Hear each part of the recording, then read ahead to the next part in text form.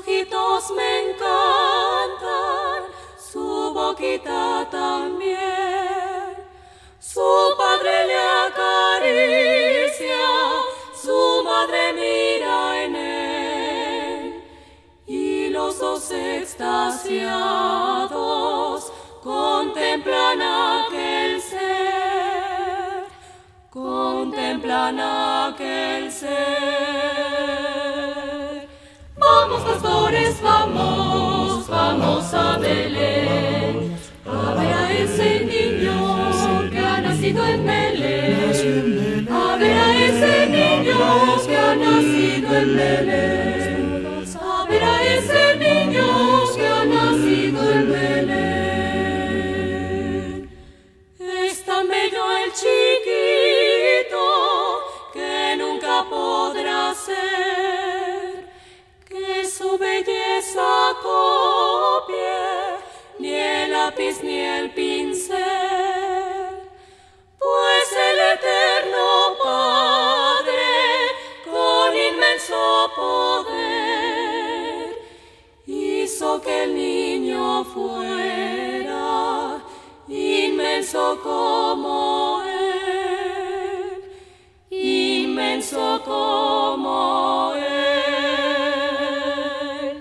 Vamos, pastores, vamos, vamos a Belén, a ver a ese niño que ha nacido en Belén, a ver a ese niño que ha nacido en Belén, a ver a ese niño que ha nacido en Belén.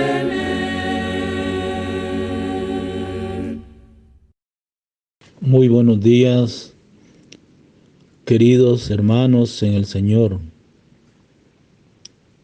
muy querida comunidad parroquial Cristo Salvador de la Vicaría Monseñor Luis Chávez González de esta Arquidiócesis de San Salvador. Estamos próximos a celebrar la fiesta del titular Cristo Salvador. Y quisiera retomar dos puntos importantes. Primero es que estamos ya finalizando esta semana después de la Epifanía del Señor, o sea, la manifestación del Hijo de Dios que se hace hombre verdadero, como dice el Evangelio de San Juan. La palabra ya existía, la palabra era Dios, y la palabra habita en nosotros, se hizo carne y habita en cada uno de nosotros. Estas festividades o la fiesta del bautismo del Señor, quisiera ponerle un título y relacionado a dos temas en este año 2021. Y el título que va a ir a esta fiesta es el inmerso en Cristo, consciente del don recibido, enviados en el mundo. Ese es el título que vamos a tener hoy en este año, en esta fiesta del bautismo del Señor. Y luego vamos a unirnos al jubileo de San José por la declaración del Papa Francisco por los 150 años, declarado como patrono universal de la Iglesia católica, apostólica y romana y martirial. Y la otra es a través también, siempre viendo el otro punto sobre la jornada mundial por la paz, lo que habla pues el Santo Padre a través del mensaje que nos da pues en este año, en la celebración pues de la Jornada de la Paz, y que lleva como título La cultura del cuidado como camino de paz.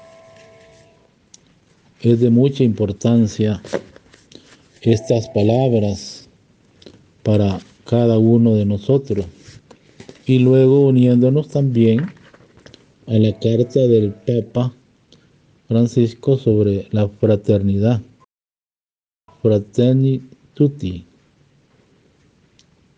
Quisiera más que todo retomar algunas ideas de lo que el Papa Francisco nos ha dado a conocer en la reflexión durante estas fiestas de Navidad, antes de entrar a la reflexión de la fiesta del bautismo del Señor. Quisiera comentar un poco sobre los mensajes, las reflexiones del Papa Francisco acerca de la solemnidad de la Epifanía del Señor, en la que animó a pedir a Dios que nos haga verdaderos adoradores suyos, capaces de manifestar con la vida de su designio de amor, que abraza a toda la humanidad.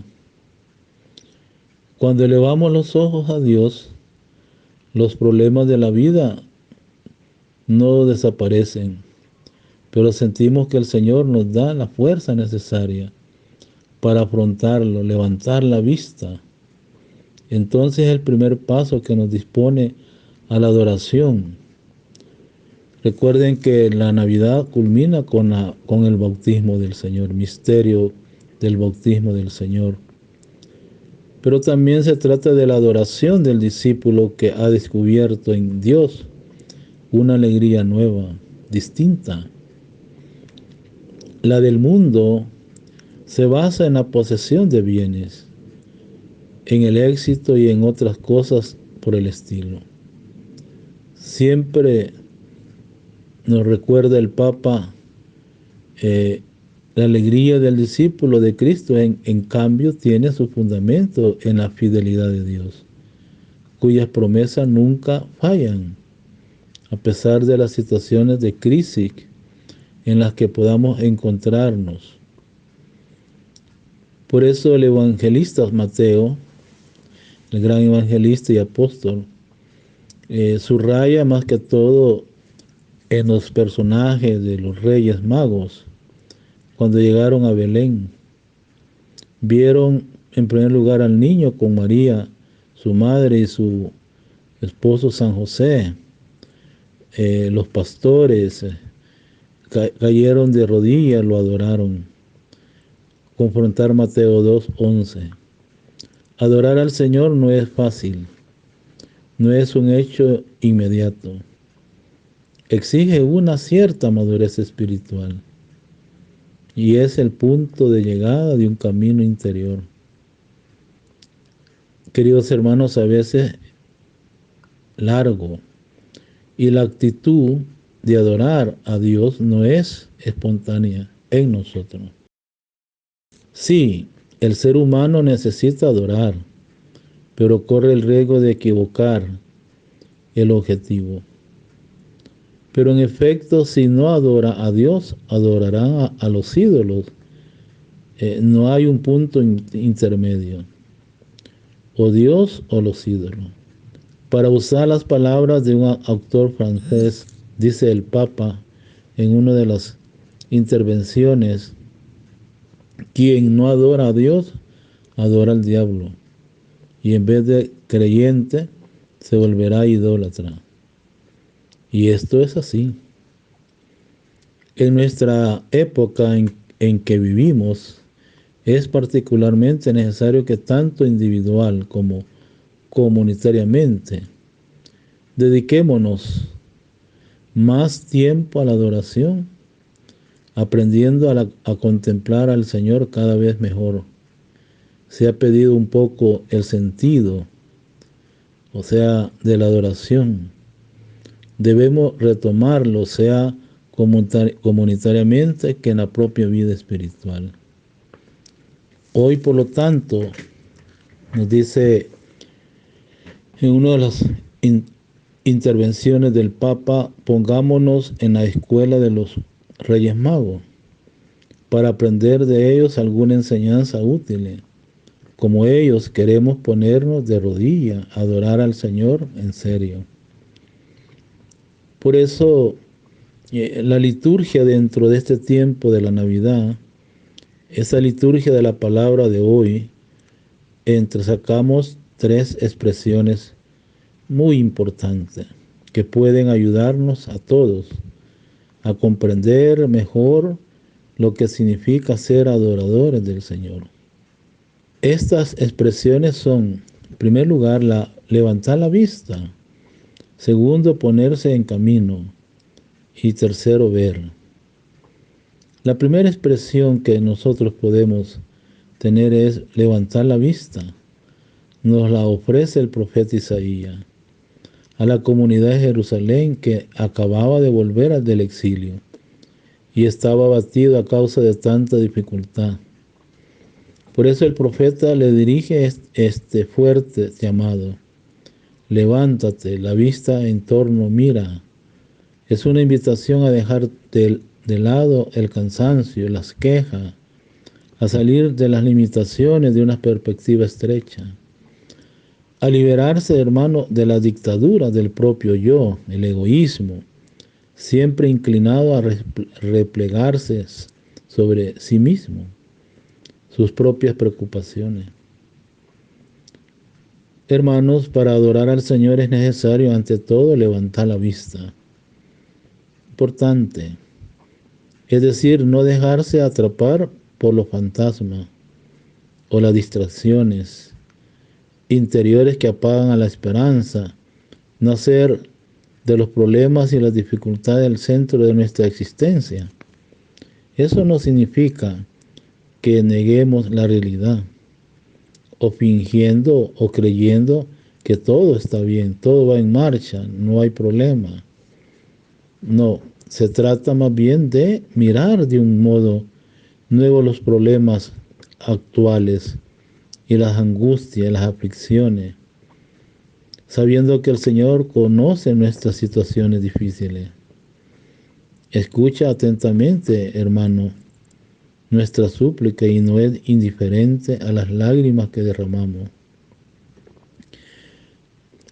Esta mirada, a pesar de las vicisitudes de la vida, permanece confiada en el Señor, genera la gratitud filial.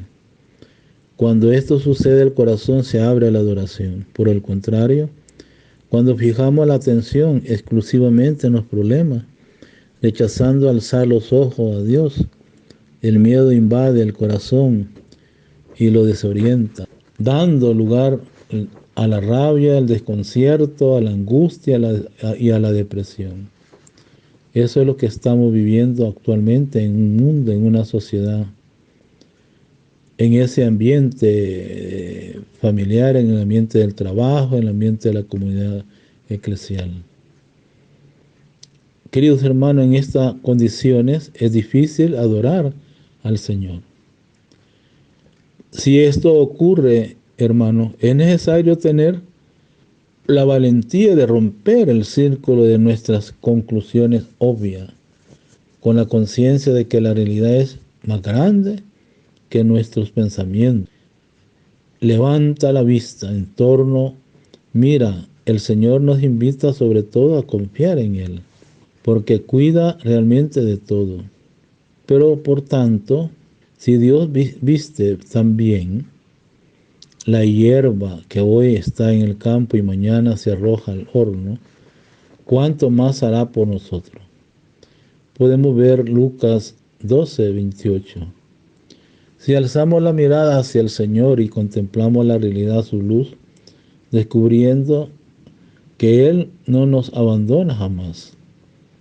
El Verbo se hizo carne, permanece siempre en nosotros, todos los días de nuestra vida. Cuando elevamos los ojos a Dios, los problemas de la vida no desaparecen, pero sentimos que el Señor nos da la fuerza necesaria para afrontarlo. Por eso levantar la vista, hermano, significa entonces, pues es el primer paso que nos dispone a la adoración, al pesebre, al Belén. Pero también se trata de la oración del discípulo que ha descubierto en Dios una alegría nueva, distinta. La del mundo se basa en la posesión de bienes, en el éxito y en otras cosas por el estilo. Siempre yo al centro. La alegría del discípulo de Cristo, en cambio, tiene un fundamento en la fidelidad de Dios, cuya promesa nunca falla, a pesar de las situaciones de crisis en las que podamos encontrar. Por eso es ahí entonces que la gratitud filial y la alegría suscitan el anhelo de adorar al Señor, que es fiel y nunca nos deja solos. La segunda expresión que podemos reflexionar hoy, que nos puede ayudar, es a ponerse en camino, o sea, ponerse en marcha. Antes de poder adorar al niño nacido en Belén, los magos tuvieron que hacer un largo viaje. Por eso Mateo en sus escritos, en su texto, nos dice que unos magos de Oriente se presentaron en Jerusalén preguntando: ¿dónde está el rey de los judíos que ha nacido? Porque hemos visto salir su estrella y venimos a adorarlo. Mateo 2, 1, 2. El viaje de los reyes implica siempre una transformación, un cambio. Después del viaje ya no somos como antes. En el que ha realizado un camino siempre hay algo nuevo, su conocimiento se han ampliado, ha visto personas y cosas nuevas, ha experimentado el fortalecimiento de su voluntad al enfrentar las dificultades, los riesgos del trayecto. No se llega a adorar al Señor sin pasar antes a través de la maduración interior que nos da el ponernos en camino. Por eso llegamos a ser adoradores del Señor mediante un camino gradual. La expresión o la experiencia nos enseña, por ejemplo, que una persona o varias con 50 años vive la oración con un espíritu distinto respecto a cuando teníamos 30, 25 o 20. Quien se deja modelar por la gracia de Dios, normalmente con el pasar del tiempo mejora. Por eso el hombre exterior se va desmoronando. Dice el gran apóstol Pablo, mientras el hombre interior se renueva día a día. Segunda de Corintios, capítulo 4, 16. Preparándose para adorar al Señor cada vez mejor. Queridos hermanos, desde este punto de vista, tenemos pues los fracasos, las crisis, los errores pueden ser experiencias instructivas. No es raro que sirvan para hacernos caer en la cuenta de que solo el Señor es digno de ser adorado, porque solamente Él satisface el deseo de vida y eternidad presente en lo íntimo de cada persona. Además, con el paso del tiempo, las pruebas y la fatiga de la vida, vividas en la fe, contribuye a purificar el corazón del hombre, hacerlo más humilde, más de la pequeñez, de la sencillez, y por tanto más dispuesto a abrirse a Dios. También los pecados, la conciencia, el ser pecadores. Si tú lo recibes con fe, con contrición, te ayudará en este viaje con el Señor para adorarlo mejor. Como los reyes magos, también nosotros debemos dejarnos instruir por el camino de la vida. Cristo ha dicho: yo soy el camino, la verdad y la vida. Marcado por la inevitable dificultad del viaje. No permitamos que los cansancios de las caídas, de los fracasos nos empujen hacia el desaliento.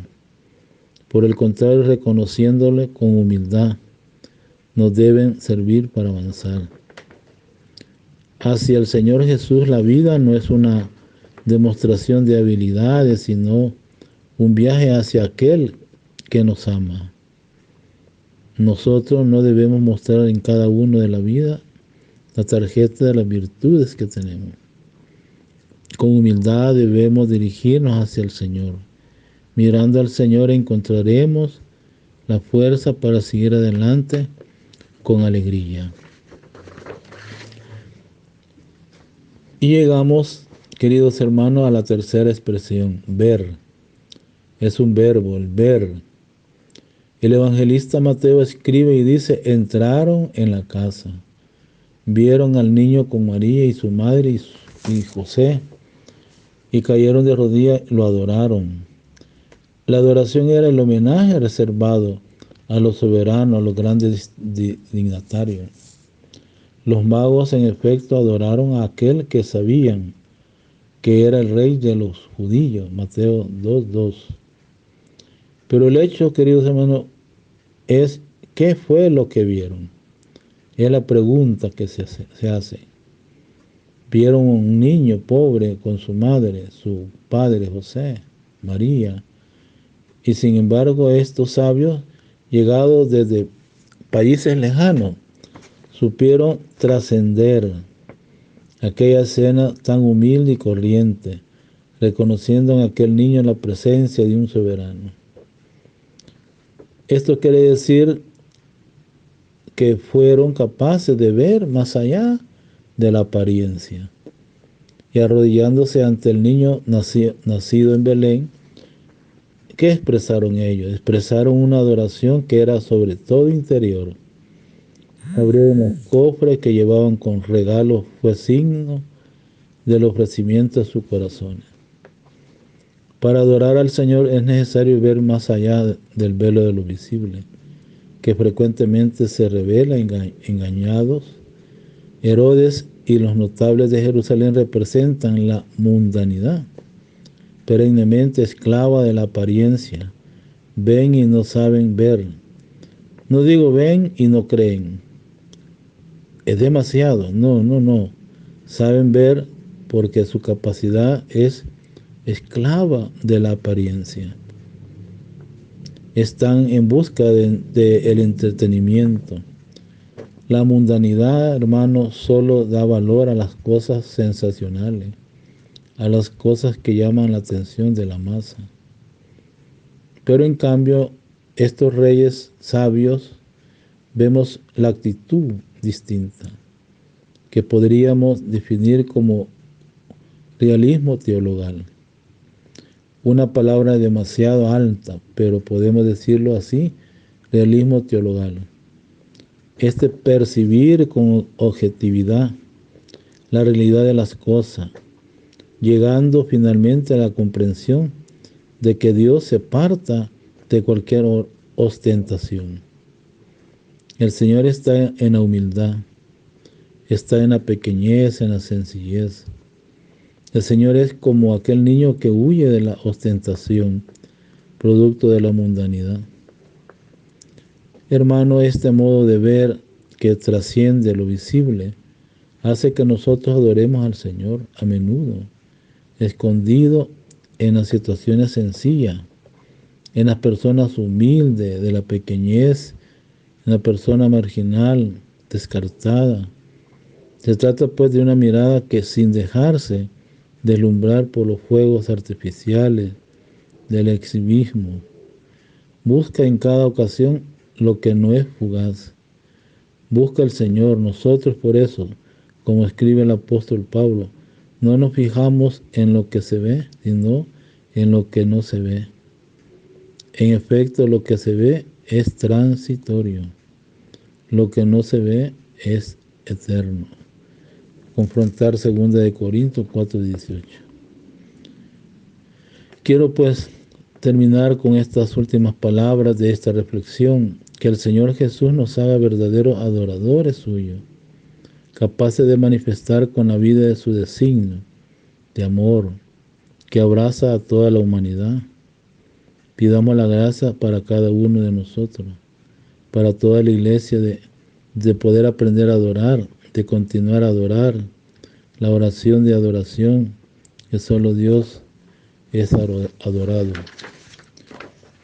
Son palabras pues que nos ayudan a nosotros también, nos ayudan a reflexionar más que todo. Por eso vamos hoy a la parte segunda, que es lo que decía yo al comienzo, que esta fiesta del bautismo del Señor sea un inmerso en Cristo, consciente del don recibido, enviado en el mundo. Podemos citar Marcos 1, 17. ¿Ya? Por eso, una de las oraciones que nos ayuda a nosotros para entrar a esta reflexión es: Espíritu Santo, que aleteabas en las aguas de la creación y has guiado a los pasos de Moisés en el desierto, ven hoy sobre nosotros y sumérgenos en ti, para que nuestros pasos y sentimientos sean orientados hacia Cristo en la escucha de su palabra. Mora en nosotros, Espíritu del Padre, guiados a la verdad de nosotros mismos y al conocimiento del Hijo de Dios, que nos redime y nos hace ser una sola cosa con Él, para que nosotros puedan también el Padre complacerse. Hay una clave dentro de las lecturas de hoy en esta fiesta del bautismo del Señor. También Cristo, en su humano caminar, ha debido tomar gradualmente conciencia de su propia identidad y del papel confiados por el Padre dentro de la historia humana. El acontecimiento del bautismo en el Jordán indica esta toma de conciencia que es proyectada, y se proyecta a Jesús más allá de los confines de la propia tierra, la Galilea, a una misión de confines universales, en una dimensión de compartir la condición humana hasta lo inimaginable. Para Él y sus profetas, es Dios, hermano, mismo el que desciende junto al hombre, aún conociendo sus debilidades, fracaso, para hacerlo subir hacia el Padre y para darle el acceso a la comunión con Él. La complacencia del Padre Dios que Jesús recibe en el Espíritu Santo lo acompañará siempre en el caminar terreno, haciéndolo constantemente consciente del amor gozoso de aquel que lo ha enviado al mundo. Por eso, en el texto de las lecturas encontraremos: Juan proclamaba, detrás de mí viene el que es más fuerte que yo, y no soy digno de desatarle, inclinándome las correas de su sandalia. Yo les he bautizado con agua, pero Él los bautizará con Espíritu Santo. Y sucedió que por aquellos días vino Jesús desde Nazaret de Galilea. Fue bautizado por Juan en el Jordán. En cuanto salió del agua, vio que los cielos se rasgaban, que el Espíritu Santo en forma de paloma bajaba a él, y se oyó una voz que venía del cielo: Tú eres mi Hijo amado, en ti me complazco. Por eso la palabra de Dios que se nos ha dado nos invita, pues, en primer lugar, el bautismo. ¿Qué es para nosotros el bautismo? Por eso los ritos de purificación mediante el baño o abluciones eran frecuentemente usados por los hebreos de la época de Jesús.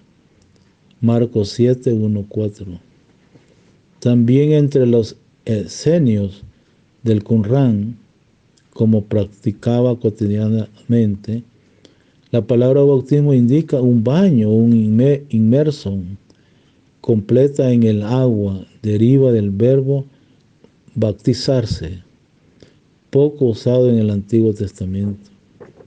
Griego a causa de la forma negativa de su significado: sumergir, hundir, aniquilar, anegando o hundiendo en el agua. Esta acepción negativa solo falta en la Segunda de Reyes 5:14. Dice que la curación de Naamán, obtenida con una serie de baños en el Jordán, practicados por orden de Eliseo. De aquí deriva el uso positivo de las épocas siguientes. Veamos el bautismo de Juan. Caracteriza toda su actividad, de modo que llega a ser su nombre y vuelve a tomar las prácticas existentes, introduciendo algunas novedades. Por eso Juan hace su trabajo en un lugar impreciso, a lo largo del Jordán. Confiere el bautismo en el agua corriente del río, no en los locales a propósito, y en aguas preparadas para el rito. Por eso la conversión y la penitencia pedida por él, podemos ver Marcos 1:4. Miran más al plano moral que el ritual. Lucas 3:8. Y el rito indicado del cambio existencial, el baño y la confesión de los pecados, sucedía una sola vez en la vida. Además, Juan dice claramente que su bautismo es solo preparación de un suceso purificador, más radical y directamente conectado en el juicio final de Dios, el bautismo en el Espíritu, en el fuego. Marcos 1, 7, 8, Mateo 11, 12. El pueblo de la Judea y de Jerusalén acoge ampliamente la predicación de Juan el Bautista, de tal forma que fueron gran número los que se acercaban a él para obtener el bautismo, como incluso narra Fabio Josefo, que es un autor muy interesante en la Sagrada Escritura. Es la realización evidente de la palabra profética citada por Marcos 1, 2, 3. Jesús y Juan el Bautista en el Jordán. Hay dos encuentros ahí. Juan sabe muy bien que no es él el Mesías, y de que es muy inferior a él en dignidad, aún siendo llamado a prepararle la venida, el camino ya inminente. Marcos 1, 7, 8. Todos los evangelios refieren este conocimiento, subraya aquí, por el uso del verbo, que pretérito para el propio bautismo y en el futuro para el bautismo del Mesías. Esto refleja la preocupación típica, más que todo, típica primeramente, primera de comunidades cristianas, demostrar la superioridad del bautismo cristiano al bautismo de Juan, al mismo tiempo que la preeminencia de Jesús, el Cristo, sobre Juan Bautista. Mateo 3, 14, Juan 1, 26, 34. Marco pues hace una síntesis al máximo. La predicación de Juan en particular omite lo que se refiere al divino juicio final, con el fin de poner en mayor relieve la predicación de Jesús. Otro aspecto es el bautismo en el Espíritu. ¿Qué es esto para nosotros?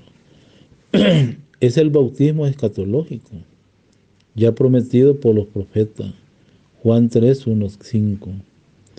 Ligado al fuego del juicio y también bajo forma de aspersión. Ezequiel 36, 25. Por eso Jesús lo recibe inmediatamente después, y su bautismo será origen y modelo del bautismo de los cristianos. Por lo tanto, la comunidad cristiana se funda sobre el don del Espíritu Santo. De ahí nace, parte el bautismo en el Espíritu. Otro elemento es Jesús viene de Nazaret. Jesús sobresale en medio de la gran muchedumbre de penitentes judíos, Marcos 1:5, porque proviene de una zona a la cual no había llegado nada más que los ecos de la predicación penitencial del Bautista. La Galilea, este es un lugar importante para Marcos. Por eso Jesús inicia ahí su actividad y ahí es bien acogido. Después de la Pascua es ahí donde los discípulos se reunirán y lo entenderán plenamente. Y es desde ahí donde saldrán para la misión. A la luz de lo que dirá después la voz de Dios, Jesús no es solo más fuerte que Juan, sino que tiene una naturaleza muy superior a él. Pero sin embargo, él ha descendido entre aquellos que se reconocen pescadores sin tener ninguna disminución de la propia dignidad. Es la luz que brilla en las tinieblas, Juan 1:5.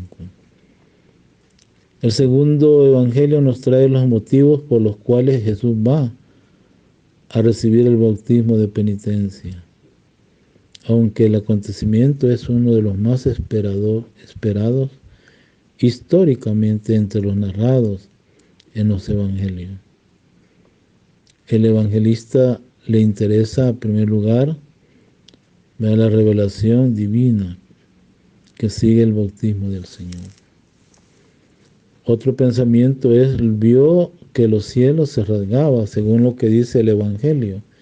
No es una especie de revelación reservada a Jesús. Los cielos literalmente se rasgan. Oyen la invocación del profeta Isaías. Si tú rasgarás los cielos y descendiera, Isaías 33, 19. Se abre así una fase del todo nueva en la comunicación entre Dios y los hombres. Después de un tiempo se separarán. Esta nueva relación se confirma y llega a ser definitivamente con la muerte redentora de Cristo, en cuyo momento se rasgó el velo del templo, Marcos 15, 38. Hermano, como si una mano del cielo la hubiese golpeado. Por lo demás, la Pascua, muerte y resurrección es el bautismo deseado de Jesús. Lucas 12, 50. El Espíritu descendió sobre él. Jesús sale del agua del río e inmediatamente después, abiertos los cielos, desciende el Espíritu Santo y se posa sobre él. Entre tanto se ha acabado más que todo, o sea, podríamos decir, se termina, ¿verdad? Todo, o sea, por lo demás la Pascua de muerte y resurrección es el bautismo deseado de Jesús. Otro pensamiento es el Espíritu descendió sobre él. Jesús sale del agua del río e inmediatamente después, abiertos los cielos, desciende el Espíritu Santo, se posa sobre él. Entre tanto se ha acabado ya el tiempo de la espera del Espíritu. que se reabre el camino directo que une a Dios con los hombres.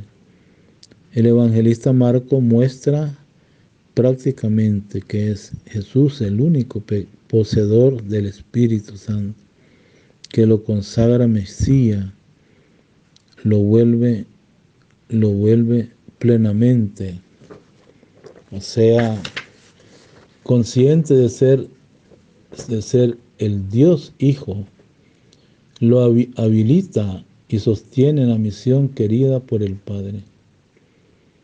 El Espíritu, hermano, según Marcos, evangelista, aparece sobre Jesús en una figura de una paloma. Esta ya está en la narración referente a Noé, está puesta en la relación a las aguas y a las obras de Dios en el mundo. Génesis 8, del 8 al 12. En otro lugar, la paloma se utiliza como reclamo a la fidelidad y por tanto a la estabilidad del don, con su constancia en retornar al lugar del que sale. Marco, hay que confrontar el catecismo también. Y luego, pues, Juan 1, 33, 34. El Espíritu se posa establemente sobre Jesús y se posesiona de él. En esta frase de Dios, ¿verdad? Esta frase de Marco podemos también como leer el rebote, el aleatar del Espíritu Santo de Dios sobre las aguas de la creación. Con Jesús comienza verdaderamente una nueva creación. Mateo 19, 38, Gálatas 6, 15.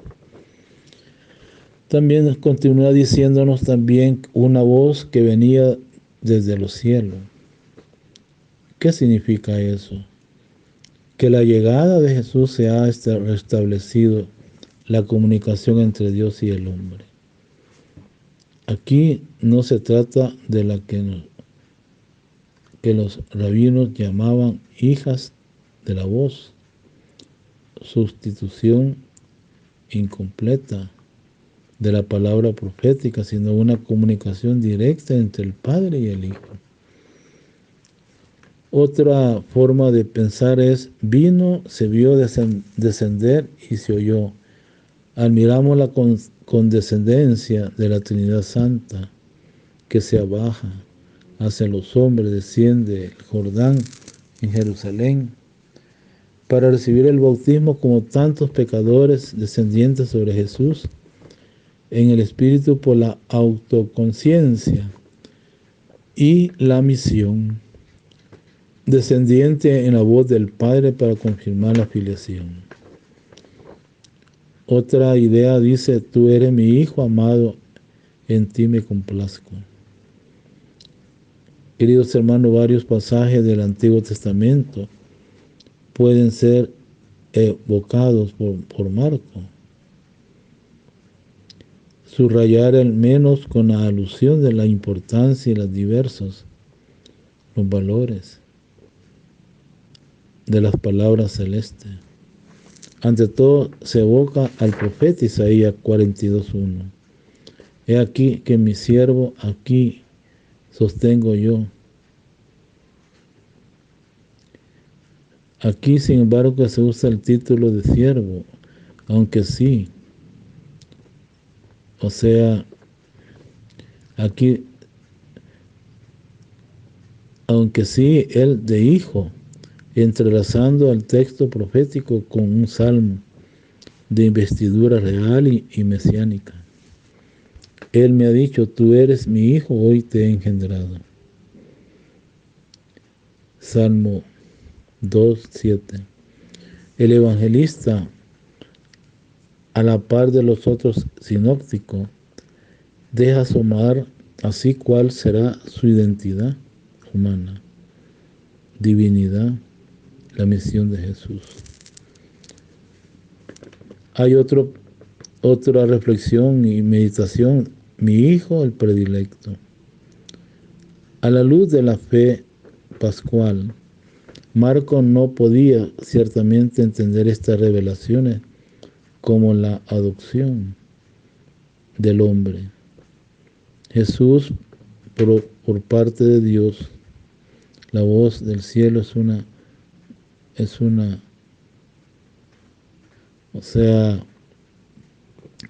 una confirmación de una especial relación entre Jesús y el Padre. El título del Hijo de Dios es atribuido a Jesús, Cristo Salvador. Ya en primer lugar, versículo de Marcos y después el término de la pasión, en la declaración del centurión. Verdaderamente este hombre era el Hijo de Dios, Marcos 1, de 1 al 15. Pero aparece frecuentemente en varias formas. Para Marcos el título del Hijo de Dios es particularmente relevante para la comprensión de la persona de Jesús y para la plena profesión de fe. Y de tal manera importante que se convierte después de un nombre atribuido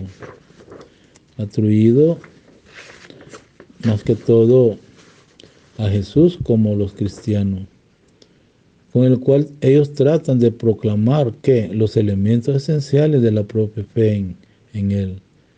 Romanos 1:4. Hermanos, el Mesías Rey, el Salvador escatológico,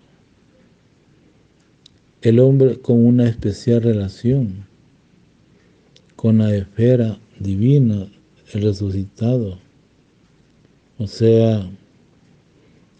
Estamos hablando pues ya el resucitado entre los muertos, la segunda persona de la Santísima Trinidad. El hecho de que la voz del cielo no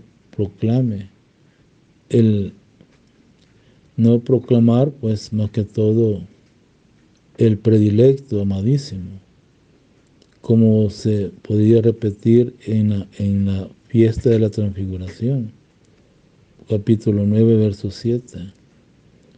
Pone de relieve la relación del todo singular del Padre con Jesús, tan especial, que oscurece a todas las demás relaciones las relaciones de los hombres con Dios, y más privilegiadas que sean también Isaac como Jesús.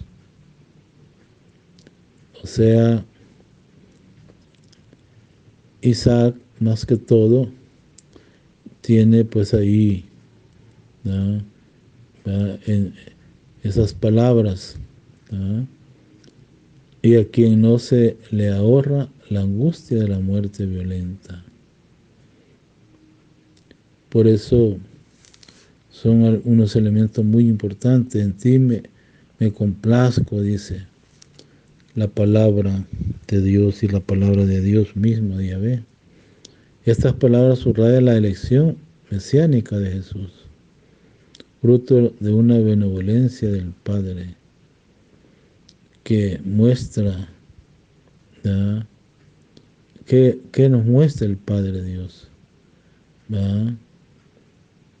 más que todo que muestra así su absoluta preferencia hacia el Hijo de Dios, en el que había y haya gozo y satisfacción, mientras obediente comienza su misión para llevar a los hombres al Padre, para orientar la reflexión y la actualización. También hoy podríamos también retomar este tema de mucho interés, para orientar la reflexión y la actualización. También Jesús, como nosotros, está viviendo en una fase del Cordero. El paso de la vida escondida, el paso de la vida escondida, la pública, nosotros estábamos pasando. Este es el tiempo en el que explica nuestra misión, que consiste en el quehacer cotidiano. o sea, a veces arduo y siempre árido, de expresar la vida, la conciencia de que no hay, más que todo, se pierde esa conciencia, como dice, hacer cotidianamente, a veces arduo y siempre árido, de expresar en la vida la conciencia de que Dios Hijo está con nosotros como hermano y hermana. O sea, expresa esas palabras. Y podríamos también decir, ¿verdad?, esas palabras, ¿verdad?, que nos den esa armonía, esa paciencia. Yo, consciente de la misión que me ha confiado el Padre, quiero más que todo decir pues que si hay un hermano, como dice el texto, la vida, la conciencia de que Dios Hijo está con nosotros como hermanos. O sea, pues soy consciente de la misión que me ha confiado el Padre, consigo expresarla en la vida normal, o me limito a pesar pues de tantas cosas. O sea, pues que por eso el bautismo nos ha hecho hijos de Dios en el Hijo del Padre. La complacencia del Padre está también sobre nosotros. O sea, pues que todas estas cosas son de reflexión. El bautismo nos ha hecho hijos de Dios y también nos hace ver, soy consciente del amor con el que el Padre me mira. O sea, también en nuestra lectura se encuentra una manifestación para que tomemos pues también muy en cuenta también otros aspectos. Y la interrogancia es, ¿soy consciente del amor con el que el Padre me mira, se relaciona conmigo? Sé responder a ellos, a la simplicidad y a la docilidad a Jesús. Queridos hermanos, en nuestra lectura se encuentra una manifestación de la Trinidad en acción de gracia. El Espíritu Santo desciende sobre Jesús. El Padre habla a Jesús. Por eso, cuando Él dice, ¿cómo es mi oración? Y por eso hoy comunicamos esas palabras. ¿Cómo es mi oreja?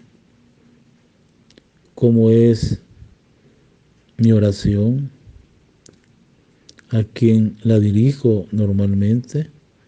Me acuerdo que también yo vivo inmerso en la Santísima Trinidad y que también para mí se han rasgado los cielos.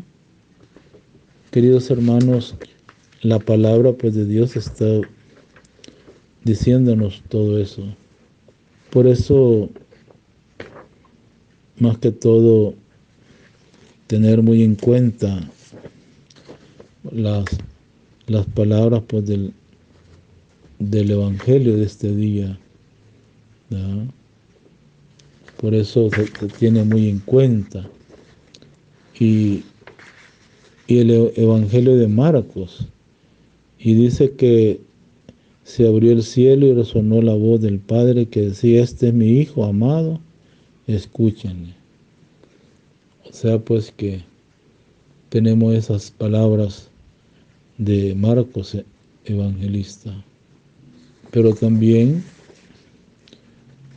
no olvidemos que en la primera lectura del profeta Isaías, capítulo 42, 1 al 7, el profeta Isaías concluye en su predicación 4 cantos del siervo de Yahvé, de los que hoy leemos el primero, que es un poema preparativo para lo que luego escuchamos en el Evangelio, porque las palabras de Dios, el siervo y luego sobre Jesús, son muy parecidas. Por eso, hermanos, la importancia pues de tener muy en cuenta estas festividades del Señor, ¿verdad? Quiero culminar pues con esta oración para todos, ¿verdad? En el bautismo de Cristo del Jordán, oh Padre, tú has obrado signos prodigiosos para manifestar el misterio del nuevo lavado, nuestro bautismo. Del cielo has hecho oír tu voz, para que el mundo creyese que tu verbo estaba en medio de nosotros, con el Espíritu que se posaba sobre él. Como paloma has consagrado a tu siervo, o sea, para que el mundo creyese que tu verbo estaba en medio de nosotros. Con el Espíritu que posaba sobre él, como paloma has consagrado tu siervo con unción sacerdotal, profética y real. Para los hombres reconocen en el Mesías, enviado a traer a los pobres la alegría, la noticia. Concédenos darte gracia y glorificarte por este don sin medida, por haber enviado a tu Hijo, nuestro hermano y Maestro. Haz reposado sobre nosotros tu benevolencia y concédenos dar gloria en nuestra acción por todos los siglos. Queridos hermanos, pues la palabra de Dios que hemos escuchado, pues nos invita pues a todos nosotros, ¿verdad?, a tener muy en cuenta lo que estamos pues celebrando, más que todo este gran misterio del Señor Cristo bautizado, ¿verdad? Es de mucha importancia de lo que el Señor pues nos da y nos pide y nos dice, ¿verdad? O sea, pues que quisiera más que todo invitarles pues a participar el día sábado, mañana a las 5, que es la víspera, y luego el domingo que hay misa a las 8, y luego la misa patronal, la propia, ya la solemne es a las 10:30, y en la tarde a las 5 de la tarde. En San Lucas a las 8 y en Ermita a las 5. Hermanos, pues celebramos esta fiesta del bautismo del Señor, con que se concluye el tiempo navideño. Se trata de una teofanía peculiar por su carácter trinitario. En el río Jordán contemplamos el misterio del único Dios, o sea, en 3 personas: el Padre que da testimonio, el Hijo bautizado por Juan, el Espíritu Santo que desciende sobre Jesús. En esta Eucaristía, junto a Juan Bautista, el santo precursor, seamos testigos espirituales del bautismo de Jesús, que es anticipo de nuestro propio bautismo, por el que hemos llegado a ser hijos de Dios. Queridos hermanos, pues que esto nos ayude a nosotros también a tener en cuenta nada lo que en el libro del profeta Isaías 42 del 1 al 7. Y luego hay el Salmo 28, nos anticipa ya la designación oficial de Jesús como el Mesías y el Rey con el que nos encontraremos en el Evangelio. Unámonos al salmista diciendo todos: te alabamos, Señor. Hijo, glorifican al Señor, denle la gloria que merece, postrados en tu templo santo. Alabemos al Señor. La voz del Señor se deja oír según pues las aguas torrenciales. La voz del Señor es poderosa. El Dios de majestad hizo sonar más que todo el trueno de su voz. El Señor se manifestó sobre las aguas, más que todo. Y luego, la voz del Señor es poderosa, la voz del Señor es imponente. El Dios de la majestad hizo sonar el trueno de su voz.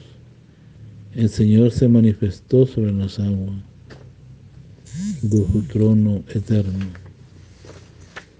Queridos hermanos, que esto nos ayude a todos nosotros también a tener muy en cuenta esas palabras pues que nos habla de ese domingo, ¿verdad?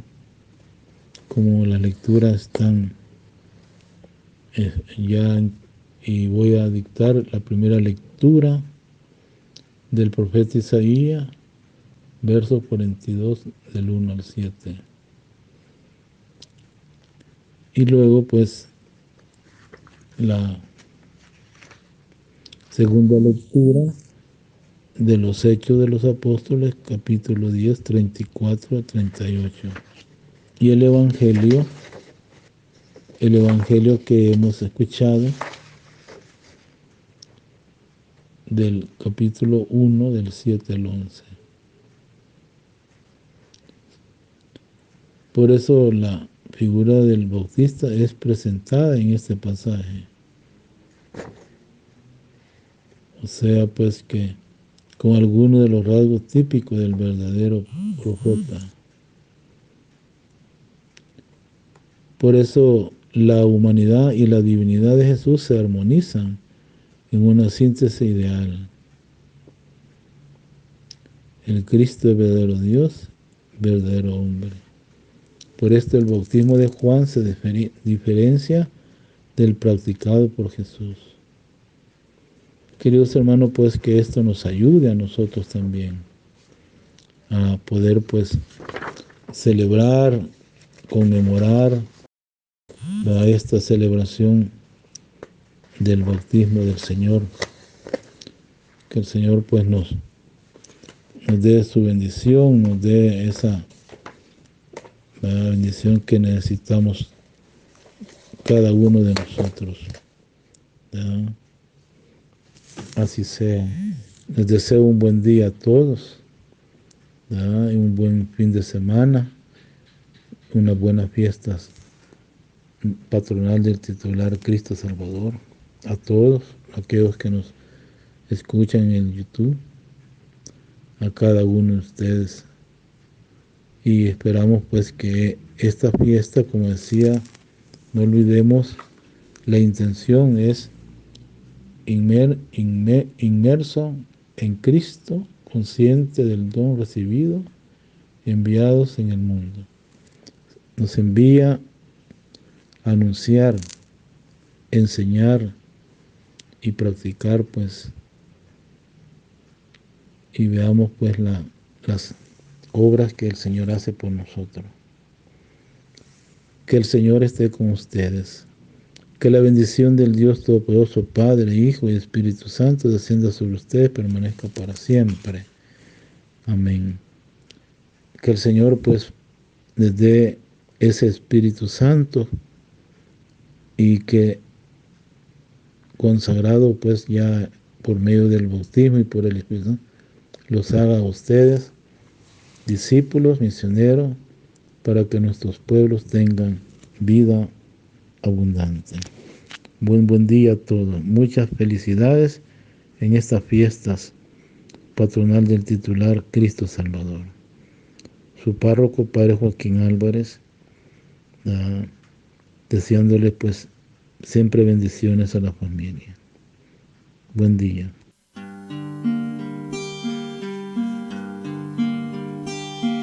Bautízame, Señor, con tu Espíritu. Bautízame, Señor, con tu Espíritu. Bautízame, Señor, con tu Espíritu. Bautízame, bautízame, Señor, y déjame sentir el fuego de tu amor aquí en mi corazón, Señor. Y déjame sentir el fuego de tu amor aquí en mi corazón, Señor. Renuévame, Señor, con tu Espíritu. Renuévame, Señor, con tu Espíritu. Renuévame, Señor, con tu Espíritu. Renuévame, renuévame, Señor, y déjame sentir el fuego de tu amor aquí en mi corazón, Señor. Y déjame sentir el fuego de tu amor aquí en mi corazón, Señor.